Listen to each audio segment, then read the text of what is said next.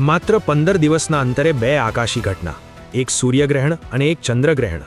શું છે આ દુર્લભ સંયોગ? શું આ માત્ર ખગોળીય ઘટના છે કે તેની પૃથ્વી અને માનવ જીવન પર પણ પડે છે કોઈ ખાસ અસર?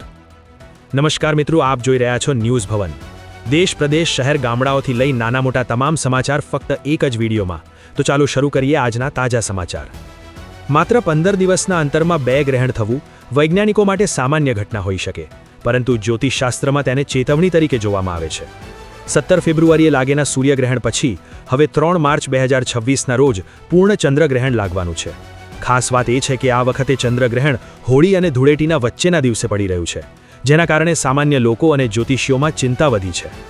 17 ફેબ્રુઆરી 2026ના રોજ વર્ષનું પ્રથમ સૂર્યગ્રહણ કુંભ રાશિ અને ધનિષ્ઠા નક્ષત્રમાં લાગ્યું હતું. હવે 3 માર્ચ 2026ના રોજ પૂર્ણ ચંદ્રગ્રહણ લાગશે, જેને બ્લડ મૂન પણ કહેવામાં આવે છે. આ ગ્રહણ સિંહ રાશિ અને મઘા નક્ષત્રના પ્રભાવ હેઠળ રહેશે.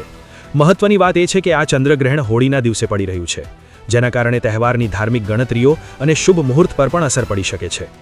જ્યોતિષશાસ્ત્ર મુજબ જ્યારે એક જ પક્ષ એટલે કે 15 દિવસની અંદર સૂર્ય અને ચંદ્ર બંને ગ્રહણ થાય ત્યારે તેને પક્ષ દોષની સ્થિતિ કહેવાય છે.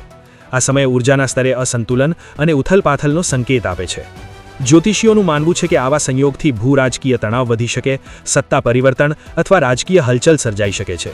દેશો વચ્ચે વિચારોના ટકરાવ તેજ બની શકે છે. જો કે આ બાબતોને ચોક્કસ ભવિષ્યવાણી માનવામાં આવતી નથી, પરંતુ ગ્રહોની સ્થિતિ આધારે સંભવિત સંકેત તરીકે જોવામાં આવે છે. પ્રથમ ગ્રહણ કુંભ રાશિમાં અને બીજું સિંહ રાશિમાં થઈ રહ્યું હોવાથી આ બંને રાશિના જાતકો પર વધુ અસર માનવામાં આવે છે. સિંહ રાશિ આત્મવિશ્વાસ અને નેતૃત્વ સંબંધિત નિર્ણયો લેતી વખતે સાવચેત રહેવાની જરૂર પડી શકે. કુંભ રાશિ સામાજિક અને વ્યાવસાયિક જીવનમાં મોટા ફેરફારો આવી શકે. બાકીની રાશિઓ માટે પણ આ સમય ધીરજ, સંયમ અને વિચારીને નિર્ણય લેવાનો છે. હોળીના દિવસે ચંદ્રગ્રહણ પડવું વિશેષ માનવામાં આવે છે. શાસ્ત્રો મુજબ ગ્રહણકાળ દરમિયાન પૂજાપાઠ, મંત્રજાપ અને ધ્યાન કરવું શુભ ગણાય છે. ગ્રહણ પૂર્ણ થયા બાદ સ્નાન અને ઘરની શુદ્ધિ કરવાનું વિશેષ મહત્વ દર્શાવવામાં આવ્યું છે. આ સમાચારમાં આપવામાં આવેલી માહિતી ધાર્મિક માન્યતાઓ અને સામાન્ય માહિતી પર આધારિત છે. ન્યૂઝ ભવન આની પુષ્ટિ કરતું નથી.